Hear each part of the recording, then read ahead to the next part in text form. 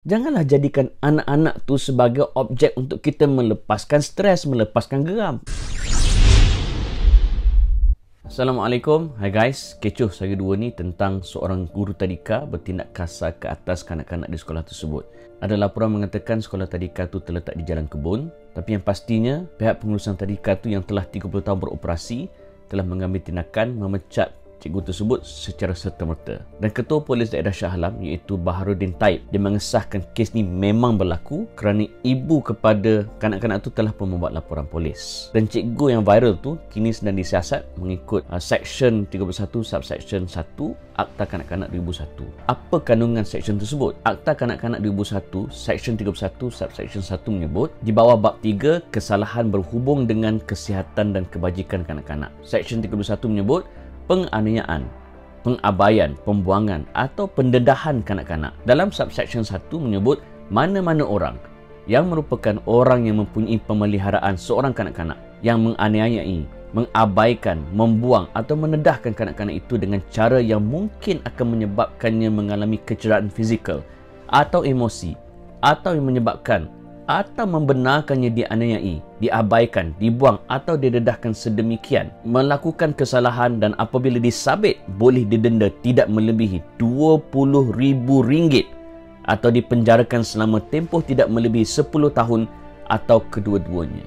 Peruntukan undang-undang ni nak menggambarkan betapa seriusnya sekiranya kita sama ada kita buat naya, kita abaikan ataupun kita buang ataupun mendedahkan kanak-kanak kepada cara yang mungkin boleh menyebabkan kecederaan fizikal, emosi dan sebagainya. Dan sekurang-kurangnya ada beberapa pengajaran kat sini.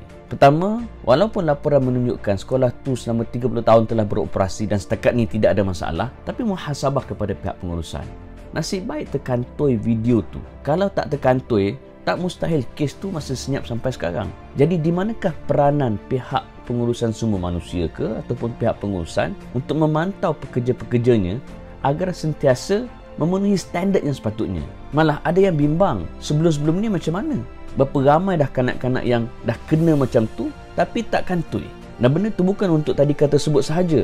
Semua pekerja-pekerja, adakah selama ini pihak majikan telah abaikan macam tu je kalau dia buat ikut suka hati dia, melanggar peraturan? Bila dah terkantoi baru kita nak kenakan tindakan. Jadi ini adalah soal pemantauan dari pihak pengurusan agar perkara yang sama tidak berulang. Dan paling utama ialah pekerja tu sendiri. Adakah dia amanah dengan kerja dia? Kalaupun dia stres, tekanan, tension ke apa dan sebagainya, janganlah jadikan anak-anak tu sebagai objek untuk kita melepaskan stres, melepaskan geram. Itu bukan caranya. Dan kalau kita tahu kita ni jenis tidak mesra kanak-kanak, janganlah ambil kerja tu. Ukur baju di badan sendiri. Jangan sekadar nak ikut orang ataupun terpaksa semata-mata. Ni kerja membabitkan kanak-kanak guys. Kita bimbang apa yang dia alami akan menjadi paranoid, akan menjadi ketakutan dia sampai ke besar, malah membentuk sikap dia. Dan tragedi ini mengingatkan beramil kepada satu hadis Nabi SAW yang diriwayatkan oleh Muslim. Pernah satu kali Nabi dilihat mencium cucunya iaitu Al-Hasan bin Ali. Dan perkara ini dilihat oleh seorang sahabah yang bernama Aqra' bin Habis. Dia kata, aku mempunyai 10 orang anak dan aku tak pernah mencium mereka. Dan dia heran sebab dia nampak Nabi ni utusan Allah, ketua negara, panglima perang, tapi boleh cium kanak-kanak. Dan Nabi jawab apa? Man la yarham la yurham. Sesiapa yang tak menyayangi, dia takkan disayangi. Dalam erti kata lain, kalau kita dah tahu dah selama ni orang tak suka kita, orang bengkak kat kita, orang bengang kat kita, orang benci kat kita, sebelum kita salahkan orang, kita kena tanya diri kita dulu. Adakah kita menyayangi orang?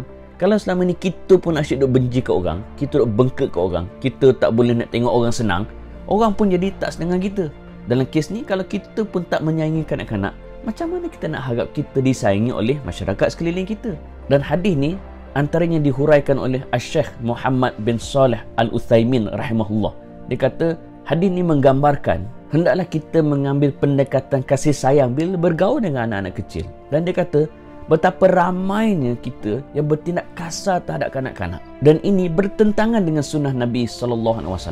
Dan dalam syarah Riyadhus Salihin menyebut hendaklah kita bersifat lemah lembut, berkasih sayang, rahmah. Orang Melayu kata ramah apabila bergaul dengan kanak-kanak sebab dengan itu akan mendatangkan pahala.